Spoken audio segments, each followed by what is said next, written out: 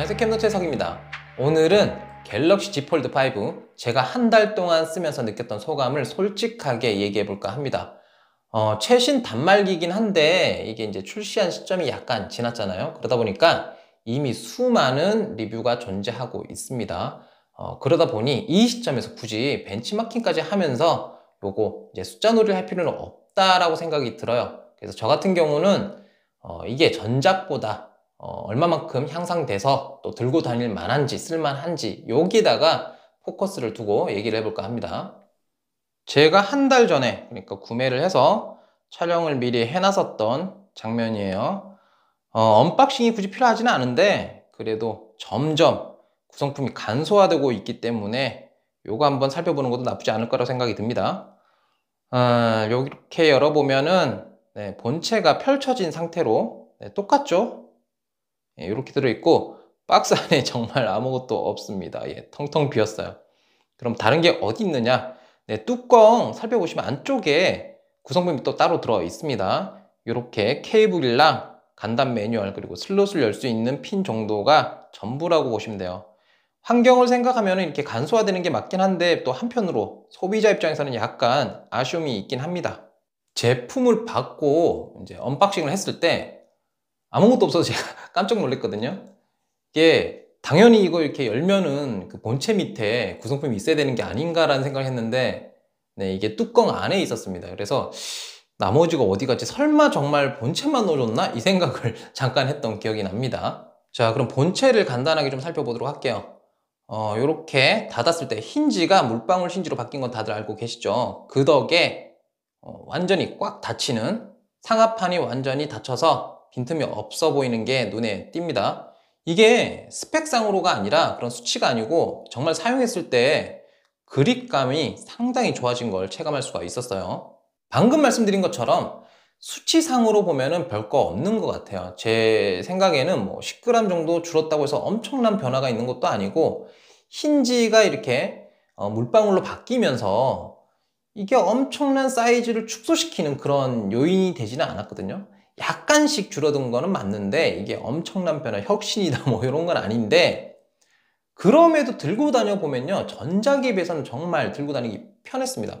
제가 갤럭시 폴드 시리즈는 2세대를 썼었고 2세대에서 3세대를 굳이 넘어갈 생각이 없었는데 3세대는 S펜이 된다 해서 3세대를 넘어갔어요. 3세대에서는 4세대로 갈 필요가 없다라는 생각이 든 게 큰 변화가 없을 거다라는 생각이 들어서 넘어가지는 않았거든요.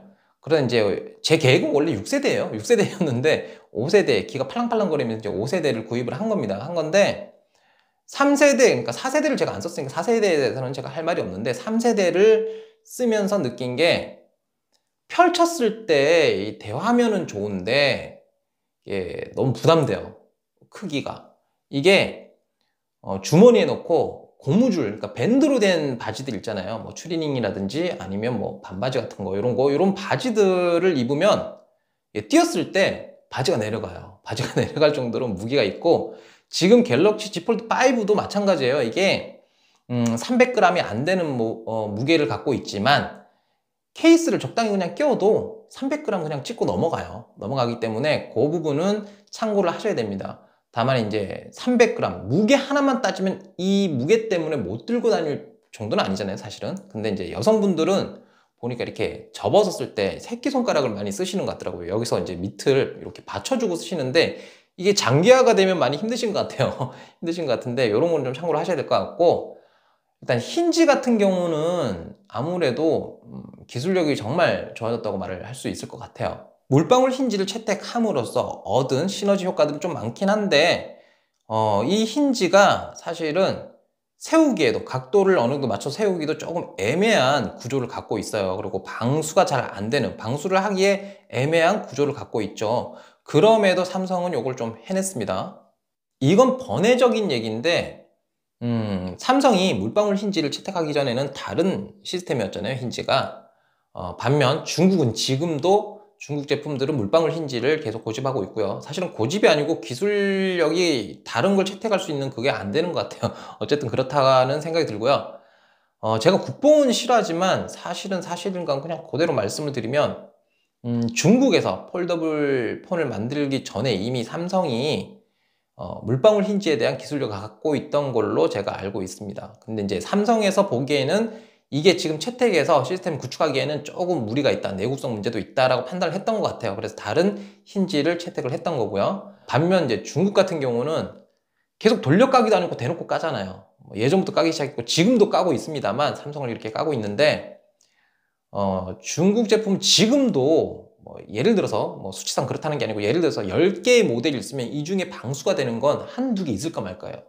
지금도 안 돼요. 근데 걔네들이 하는 말들은 우리는 아직 그 테스트를 거치지 않았다라고, 공식적으로 거치지 않았다, 그래서 스펙에 넣지는 않았다라고 말을 하는데, 그거는 사실 거짓말을 하기에는 애매하고 이렇게 둘러서 우회를 하는 건데, 기업의 입장에서 스마트폰이, 그것도 폴더블이 방수가 된다는 건 상당히 큰 장점이에요. 장점인데 이걸 기업 입장에서 숨길 이유가 없는 거죠. 그럴 리도 없지만 만약에 돈이 없으면, 테스트 비용이 없으면 빌려서라도 하는 게 맞아요. 판매량하고 직결되는 부분이니까. 근데 중국은 계속 우리는 아직 그 테스트를 안 했다 이런 식으로 말을 하고 있죠. 그리고 중국이 깔 때 흔히 자주 하던 말들이 우리는 니네보다, 삼성 니네보다 주름이 없어 라는 말을 많이 했어요. 주름이 없으면 뭐하나.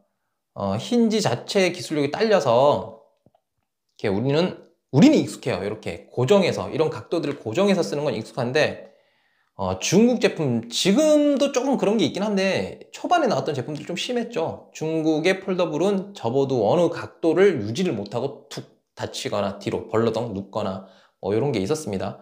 삼성 같은 경우는 이런 것들을 다 잡아냈는데 제가 걱정했던 부분도 이제 주름 부분이 약간 있었어요. 갤럭시 폴드 3를 쓸 때 보니까 그렇더라고요. 처음에는 주름이 별로 없어요. 물론 있긴 있는데 이게 심각하게 와 이거 뭐 주름 때문에 못 써먹겠다 뭐 이런 생각은 안 들었거든요. 근데 이게 펼치고 접는 걸 자주 하다 보니까 주름이 조금 깊어지더라고. 나이를 먹나 봐. 주름이 좀 깊어져요. 요것도 처음에 샀을 때보다는 약간 깊어진, 기분 탓일지도 모르겠는데 좀 깊어진 느낌이 있습니다. 근데 전작보다는 일단은 주름이 심하지는 않아요. 그리고 폴더블을 안 써본 분들은 이게 거슬릴 거예요. 쓰기도 전에. 저 같은 경우 그랬어요. 저 주름에 펜 입력이 되면 뭐 하냐고. 쏙 들어간 그 부분 때문에 펜 입력을 제대로 이렇게, 그러니까 입력이 안 먹힌다는 느낌보다 글을 쓸 때 이렇게 쑥 들어가니까 이 느낌 때문에 좀 글쓰기가 너무 그렇겠다라는 생각도 많이 했거든요. 보기에도 거슬려. 불편한데 이게 직접 써보면요 또 안 그래요. 신경이 거슬리지가 않아요. 저는 이런 거에 좀 민감한 편인데 이렇게 쓰다 보니까 시각적으로도 그렇고요. 심지어는 펜 입력할 때도 그렇게 거슬리는 게 없어요. 다만 요번에 이제 5 전용으로 나온 펜 있죠. 얇은 거. 나무젓가락. 왜 그렇게 만들었나 모르겠어요. 그거는 좀 거슬려. 그건 거슬리는데 그립감이 너무 안 좋아요. 나중에 제가 케이스하고 그거하고 리뷰를 해드릴 텐데 어쨌든 미리 스포를 하자면 너무 안 좋아. 이 수시계도 아니고 이게 왜 그렇게 만드는지 몰라도 그립감이 엉망입니다. 뭐 그것 빼고는 불만이 없는 게 힌지 때문에 어느 정도 주름 개선이 됐는지는 몰라도 어쩐지는 제가 잘 모르지만 어쨌든 주름 개선이 조금 있고 의외로 써보면 요걸로 인해서 어떤 불편함이 초래되지는 않더라고요. 글 쓸 때도 좀 그렇고요. 그러니까 요런 거는 걱정을 안 하셔도 될 것 같고 전 세대보다는 조금 더 좋아졌다. 근데 이게 주름이 완전히 이렇게 평평하게 펴질 것 같지는 않아요. 제 생각에 앞으로도 뭐 특정한 기술력이 들어가지 않는 이상은 안 될 것 같은 게 삼성은 어쩔 수 없이 패널이 조금 굵을 수밖에 없어요. 중국 제품보다. 왜냐면은 막 하나 없애려고 그 0. 몇 mm짜리 막 하나 없애려고 뭐 셀을 바꾼다든지 재질을 바꾼다든지 뭐 이런 노력을 하는데 갤럭시 폴드 시리즈는 어차피 그 와콘 패널이 들어가야 되잖아요.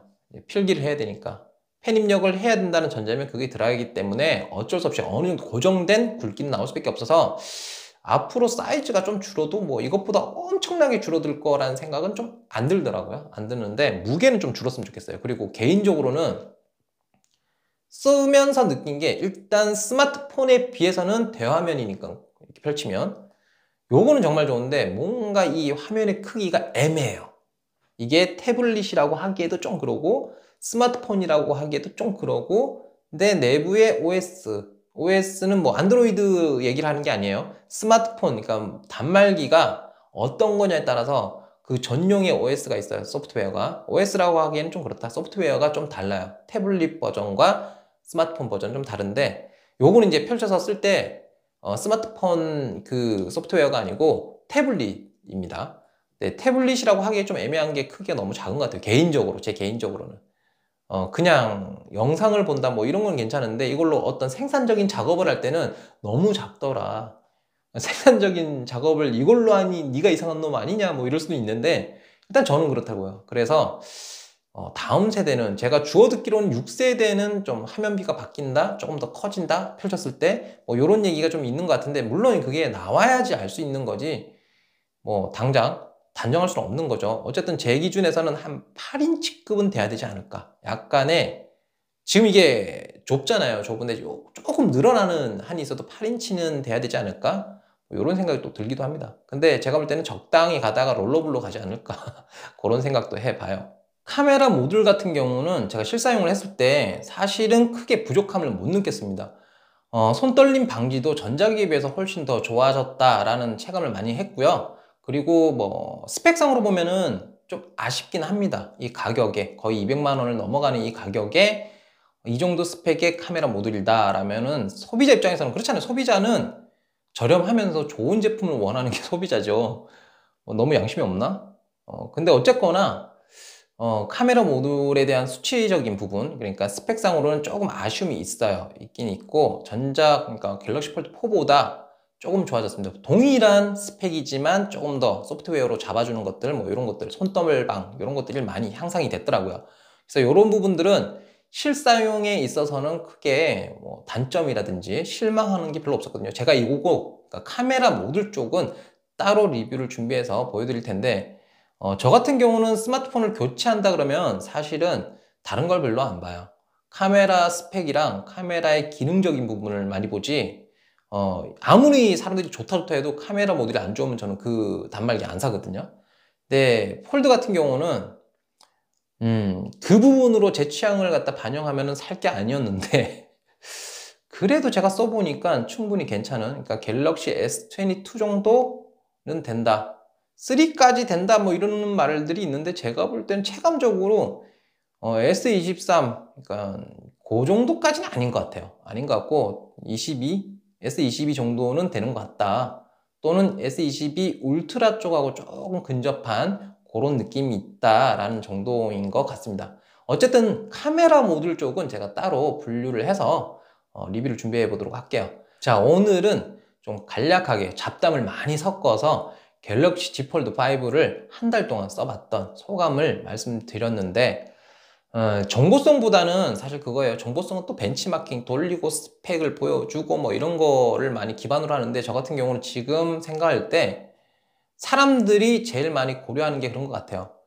어차피 성능은 칩셋 바뀌면서 더 좋아지긴 했는데, 성능은 사실 엄청나게 고사양의 게임만 죽도록 하는 사람이 아니면 고만고만하다고 봐요. 쓰기에 어렵지 않다, 힘들지 않다라고 저는 생각을 합니다. 그렇기 때문에 성능적인 부분을 조금 패스하고, 많은 분들이 고려할 때 요걸 정말 들고 다닐 만한지, 휴대하기가 어떠한지 이런 것 쪽에 조금 신경을 많이 쓰지 않을까라는 생각을 했었거든요. 그래서 이제 이렇게 준비를 해봤고요.